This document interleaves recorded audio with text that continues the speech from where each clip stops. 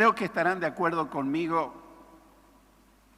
cuán difícil nos resulta a los seres humanos permanecer unidos a alguien por mucho tiempo.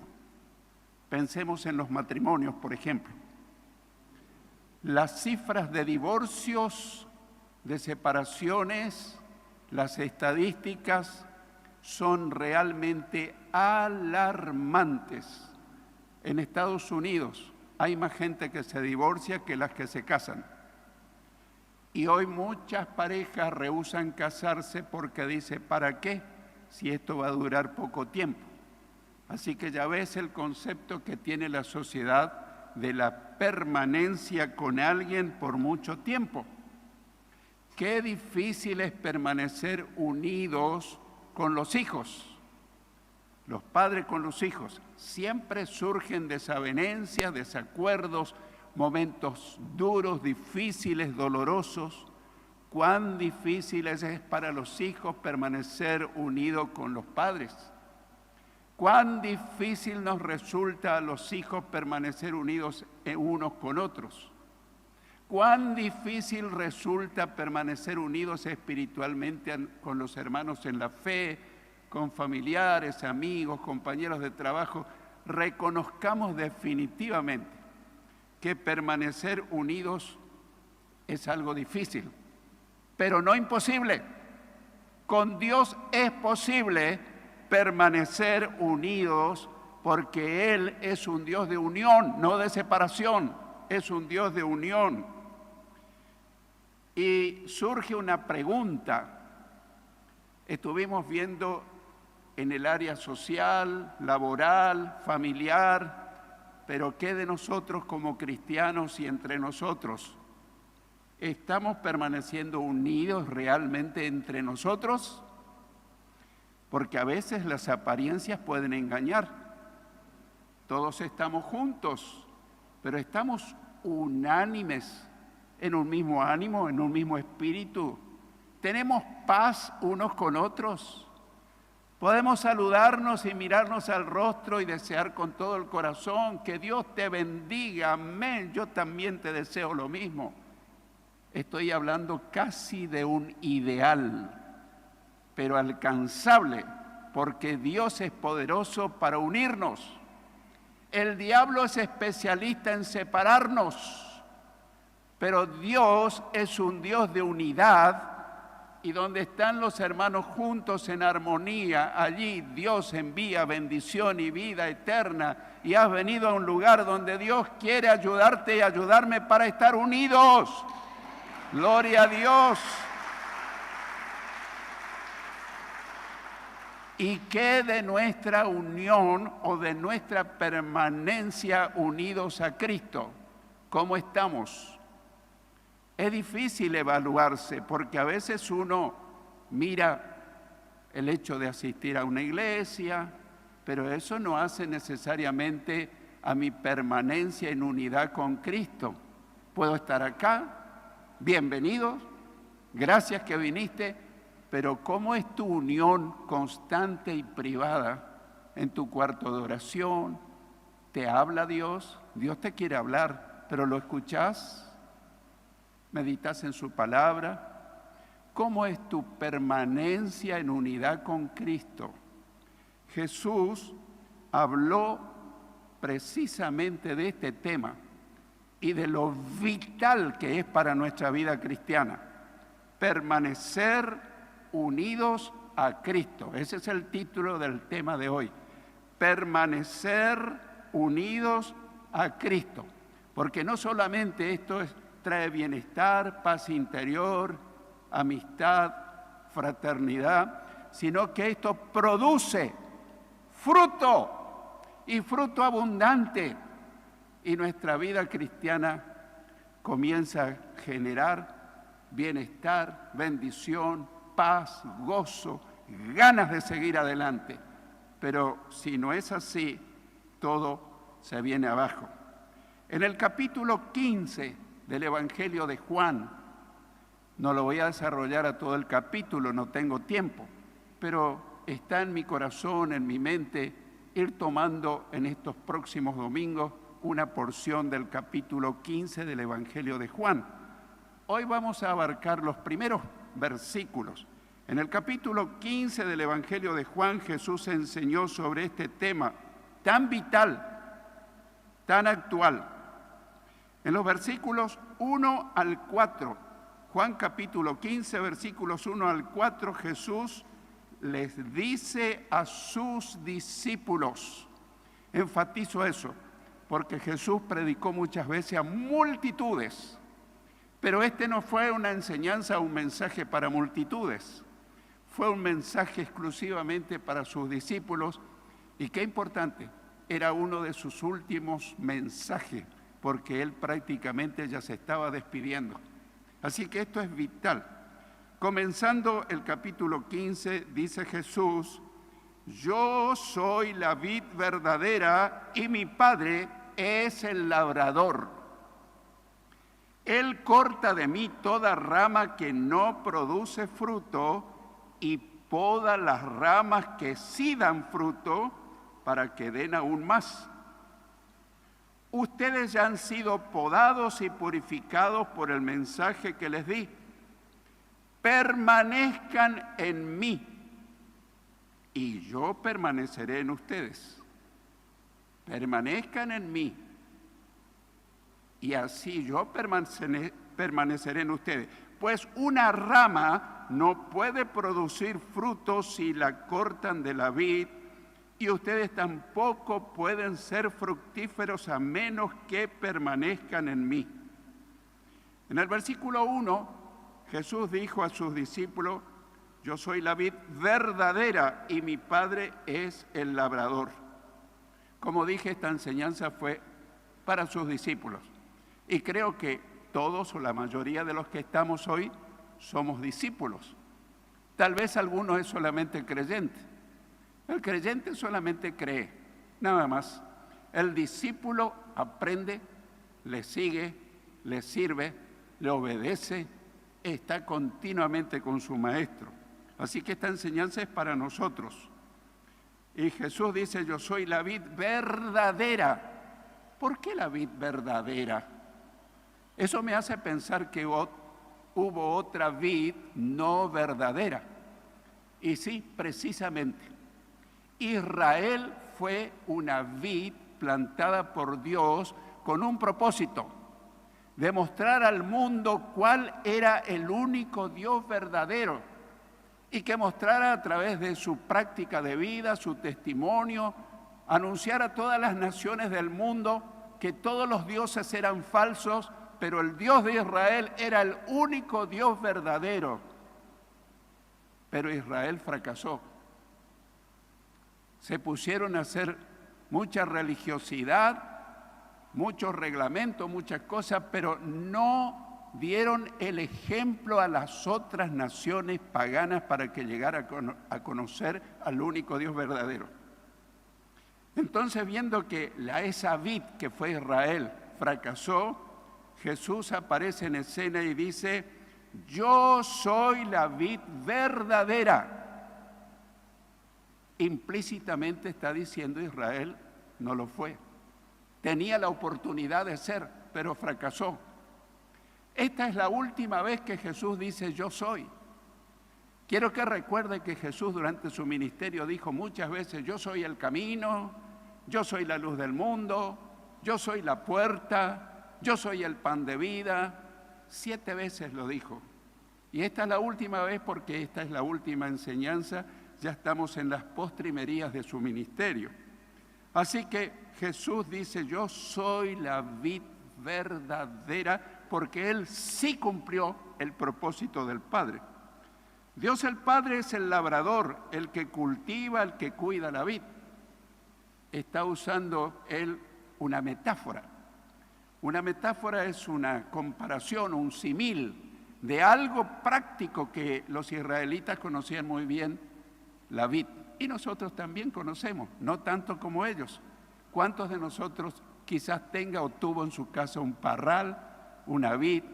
Nosotros en nuestra casa anterior teníamos un parral muy grande y conocemos los detalles y pormenores de lo que es una vid.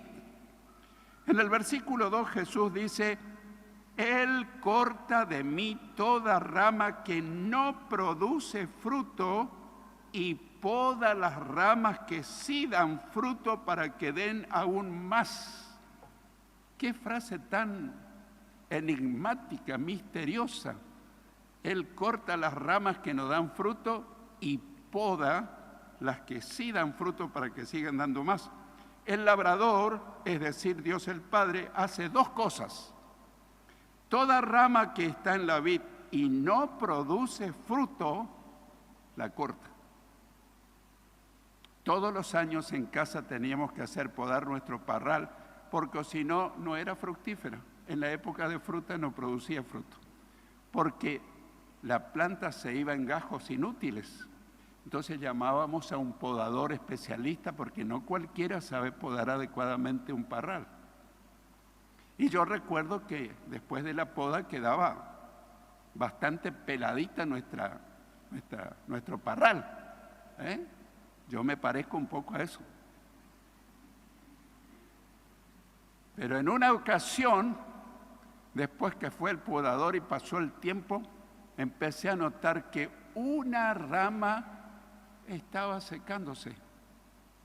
Me llamó la atención. Todas estaban fructificando, vigorosas y verdes, pero había una que estaba entre todas, pero no daba fruto, no daba ni hoja y menos fruto. Entonces me subí a una escalera, investigué.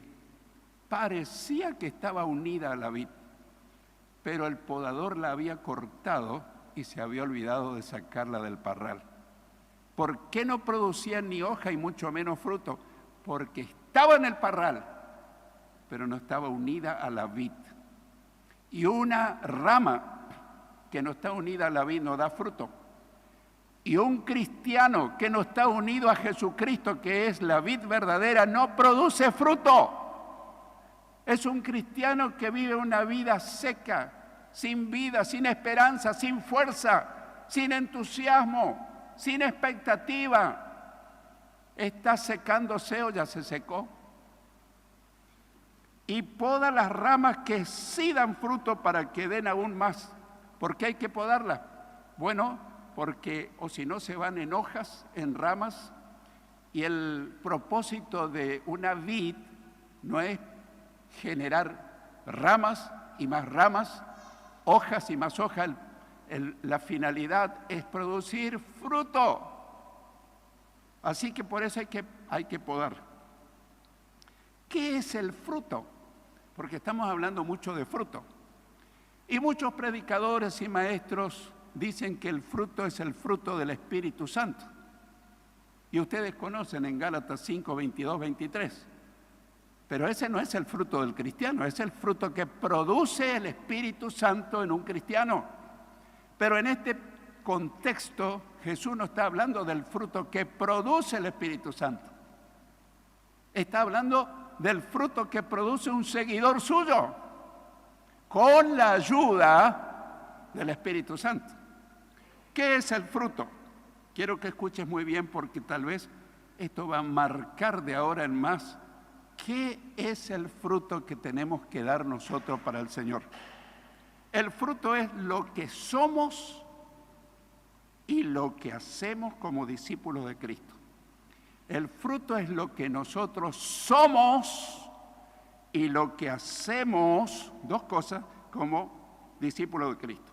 Lo que somos como discípulos de Cristo, que por ejemplo, nuestro testimonio de vida. ¿Cómo es nuestro testimonio? Lo que somos. ¿Cómo nos conocen en el barrio? ¿Cómo somos como cristianos? ¿Cómo somos en casa? Con nuestra familia, con nuestros hijos, con nuestros padres, con nuestros hermanos, con nuestros nietos. ¿Cómo somos nosotros en casa? Porque en un templo, en apariencia, todos somos buenos, amables, pero en la privacidad del hogar y en los momentos críticos, ¿cómo somos? ¿Cómo somos con nuestra familia? ¿Cómo somos en el trabajo? ¿Cómo nos conocen nuestros compañeros? ¿Nos distinguimos? ¿O hablamos las mismas palabrotas que hablan los demás? ¿O nos prestamos a escuchar los mismos chistes verdes que cuentan nuestros compañeros y les seguimos la corriente? ¿Cómo somos en la sociedad? Jesús dijo que nosotros somos la luz de este mundo. Primero Él dijo, yo soy la luz del mundo. El que me sigue no andará en tinieblas, sino que tendrá la luz de la vida. Pero luego dijo, ustedes son la luz también. Y una luz no se enciende para ponerla debajo de un cajón. Y los que leen la versión antigua, un almud. Pero el almud es un cajón. ¿Quién prende un velador y lo pone debajo de la mesa de luz? Lo pone sobre la mesa de luz. ¿Cómo somos? ¿Cómo nos conocen? En la sociedad. ¿Cómo somos en la iglesia? Porque a veces en la iglesia también perdemos los estribos, podemos perder. No debiera ocurrir, pero a veces puede llegar a ocurrir. Estoy hablando de potencial. Y empiezan los desacuerdos. No venís a ensayar. No, tuve un problema con el líder o con otro de él. Y empiezan a salir los trapitos al sol. ¿Cómo somos en nuestro ministerio? Lo que somos. Pero en segundo lugar, ¿recuerdan qué es el fruto? Primero, lo que somos. Segundo, lo que hacemos como discípulos de Cristo. ¿Qué hacemos en nuestra devoción personal con nuestro Dios? ¿Cuánto tiempo invertimos a solas con el Señor? Tu tiempo de oración y devoción marca la diferencia entre un cristiano mediocre, frío, apático, indiferente, a un cristiano de fuego, victorioso, a pesar de los problemas. Siempre lo ves que sale adelante, pasa 1001 problemas. Y alguien le dice, pero pareciera que vos no tenés problemas. Tengo muchos problemas. Pero ¿cómo se te ve tan vigoroso, tan victorioso? Pasé 1 hora o 2 horas esta mañana con el Señor y Él me dio nueva fuerza, renovó mi vida espiritual. Por eso estoy tan fuerte. Yo soy muy débil, pero Él fuerte me da su fuerza para salir adelante. ¿Cómo somos? ¿Qué hacemos? ¿Cuánto tiempo invertimos en estudiar, meditar, memorizar y sobre todo practicar lo que dice la palabra de Dios? ¿La estamos leyendo? ¿La estamos meditando? ¿La estamos aplicando en nuestra meditación diaria? ¿Cómo es nuestro esfuerzo por ser fieles en congregarnos? Supongamos que un alumno va a la facultad y de 100 clases, él asiste a 20 clases. Tu lógica y mi lógica, tu sentido común y el mío me dice que ese chico, esa chica, no va a aprender nunca nada, siempre va a salir aplazado, siempre no va a aprobar los exámenes. Falta mucho al colegio o falta mucho a la facultad. Ah, pero pastor, yo miro el culto en casa por internet. ¿Y la comunión? Dice que los primeros cristianos perseveraban en la doctrina de los apóstoles. Lo segundo, en la comunión los unos con los otros. En lo tercero, en el partimiento del pan o la Santa Cena. Y cuarto, en las oraciones. Perseveraban. Con razón que tenían persecución, muerte, pero ellos seguían adelante, seguían adelante. Mi hermano querido, el secreto de una vida cristiana victoriosa está en permanecer unido a Cristo continuamente, no cada domingo, todos los días. Oh, pastor, pero no tengo tiempo, tengo que trabajar. Tenés que hacerte el tiempo. Se va más lejos de rodillas que caminando. Podés estar todo el día trabajando y trabajando horas extras y podés estar ganando mucho dinero, pero vas a estar fracasando en tu familia, como padre, como hermano, como hijo, como cristiano, como todo. La vida de intimidad con Dios es el secreto para una vida victoriosa. Nuestra perseverancia en dar testimonio de Cristo. Anoche estuvimos en una reunión familiar y yo dije, nadie de los que estaban ahí conocían a Cristo. pero estuve orando intensamente. Señor, ¿qué vamos a hablar? Ellos no te conocen. Abrime una puerta, Señor.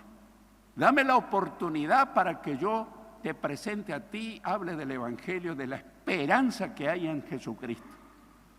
Y me fui sin pensar qué iba a decir, sino que el Espíritu Santo iba a poner en mí las palabras justas y necesarias. Y de buenas a primera el Señor me abre la puerta.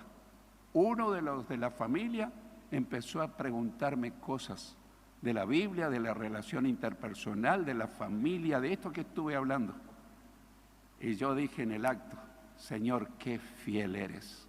Pero si yo iba distraído para participar de la comida, seguramente se me iba a escapar.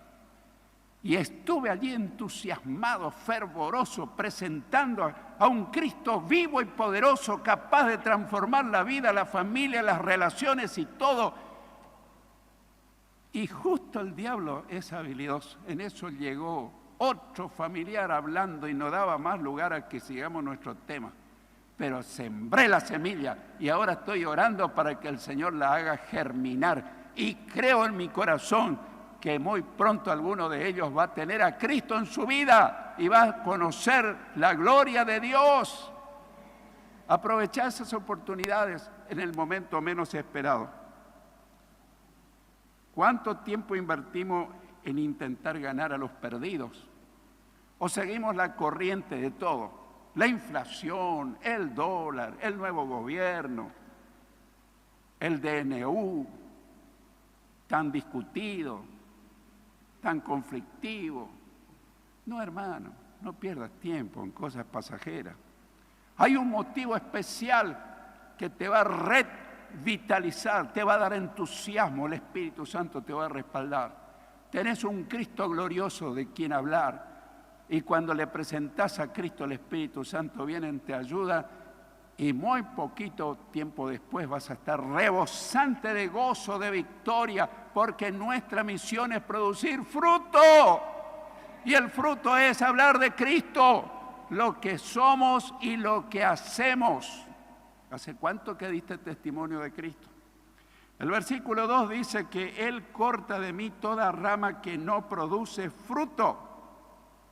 Ejemplo, yo tendría una infinidad de ejemplos bíblicos para mencionarte, pero se me va a ir mucho el tiempo, pero te voy a mencionar solamente 2 casos y te voy a pedir que después investigues en tu casa más minuciosamente.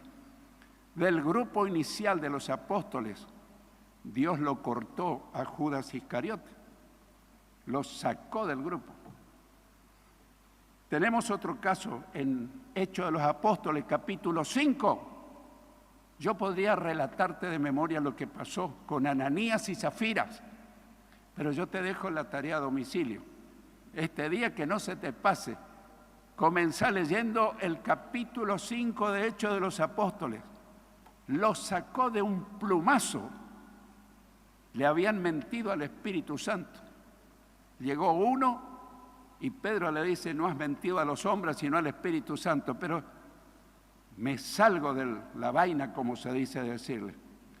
Bernabé había vendido una propiedad, nadie le pidió que lo hiciera y trajo todo el dinero y lo puso en la iglesia.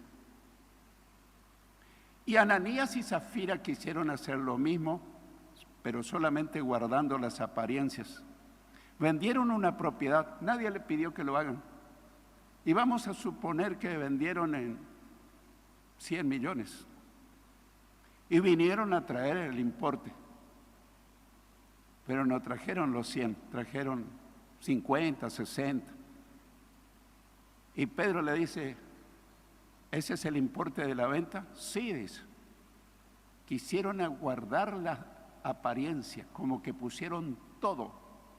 Y dice, podían haberse quedado con parte del dinero, pero el pecado no es no haber puesto todo. El pecado es figurar como que pusieron todo y se quedaron con parte del dinero. No has mentido a Dios, sino al Espíritu Santo. ¿Qué pasó? Cayó muerto. Y al rato llegó la mujer Zafira y pasó lo mismo. Pero investigarlo. Cuidado con pretender guardar las apariencias. Hay veces que un cristiano puede diezmar o aparenta que diezma, pero no pone el diezmo completo, pone una parte solamente. Hoy el Señor es muy misericordioso y no te va a pasar a lo mejor lo que le pasó a Ananías y Zafira, pero a lo mejor vas a empezar a declinar en tu vida espiritual. A veces esas ramas que no producen fruto permanecen en la iglesia, no se van, pero están secos, sin vida, sin fruto. La segunda acción de Dios es podar las ramas que sí dan fruto para que den aún más. ¿Cómo lo hace el Señor? A través de las pruebas, de las disciplinas, de los sufrimientos que pasamos. A veces te habrás preguntado, pero ¿cómo Dios permite que pase esta prueba tan difícil? ¿A quién no le ocurrió? Pero yo te puedo decir que cuando Dios permite que pases una prueba, tiene un propósito, te está podando.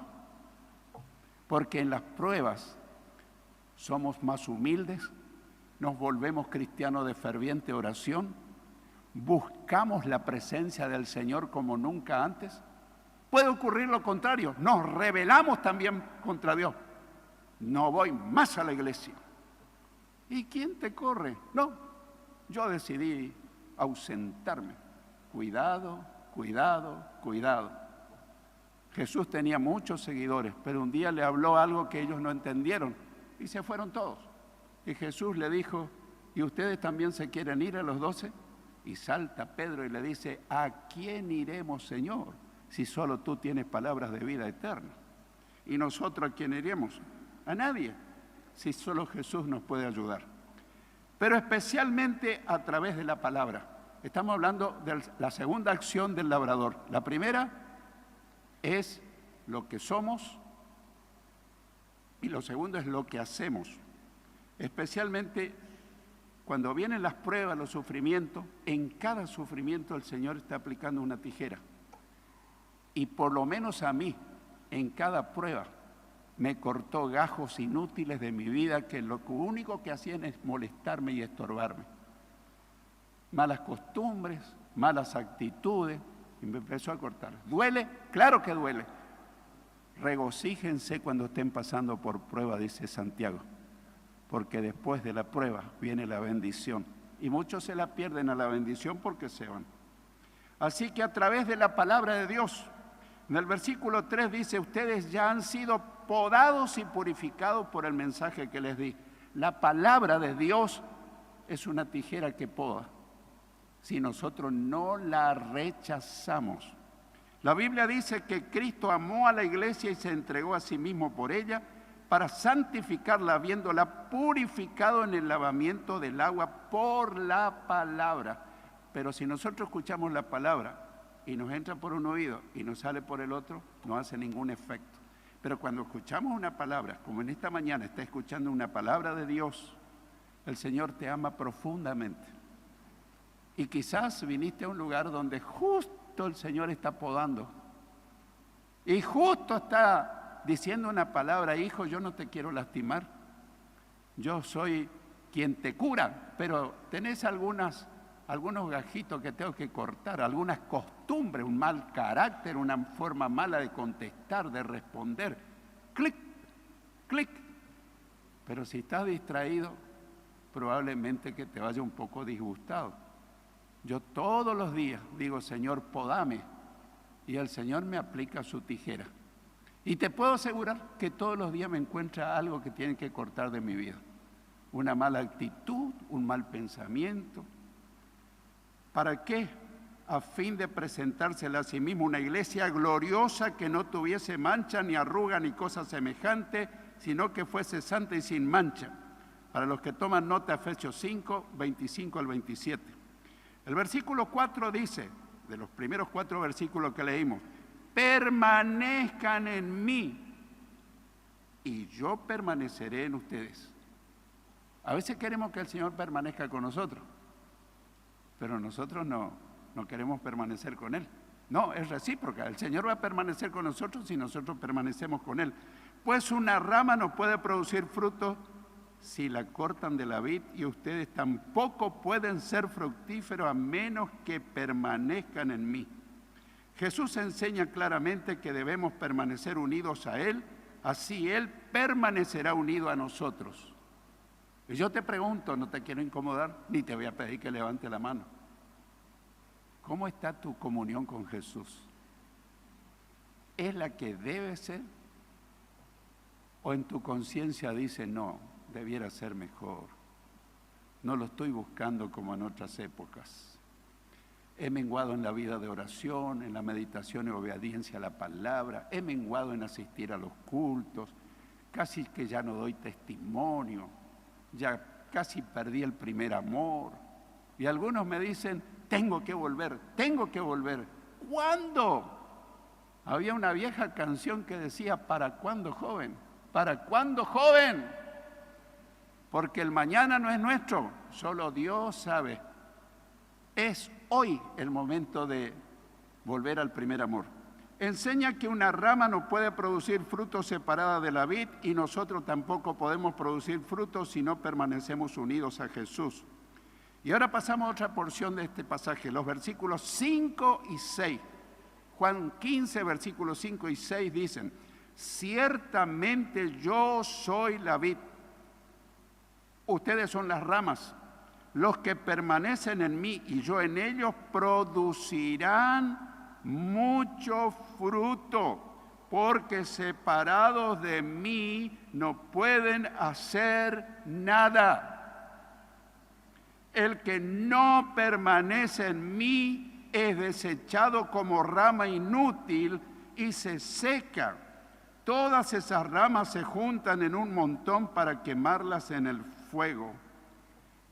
Pastor, ¿por qué el Señor parece que ni escucha mis oraciones y menos me contesta? Y yo te pregunto, ¿estás unido al Señor? ¿Tenés comunión? ¿O solamente te acercas a Él para pedirle cosas? Dame plata, dame casa, dame auto, dame moto, dame. El Señor te ama mucho y quiere darte todo, pero Él espera que nos acerquemos a Él por su corazón. Jesús reitera que Él es la vid y que nosotros somos las ramas. Dice que los que permanecemos unidos a Él y Él unido a nosotros produciremos mucho fruto porque separados de Él nada podemos hacer. El que no permanece unido a Él será desechado como rama inútil y se seca. Y todas esas ramas se juntan en un montón para quemarlas en el fuego. Cuando vos tirás una rama verde en el fuego, ¿se quema? No, no se quema. Tiene savia. Pero tirás una rama seca. ¡piu! Un creyente cuando está seco se quema al primer problemita que queda, se hace ceniza. No es que el Señor le está mandando al infierno, pero es el resultado de no vivir en intimidad con el Señor. Concluimos con una gran promesa basada en 2 versículos. Los versículos 7 y 8, una gran promesa, versículos 7 y 8 de Juan 15. Si ustedes permanecen en mí y mis palabras permanecen en ustedes, pueden pedir lo que quieran y les será concedido.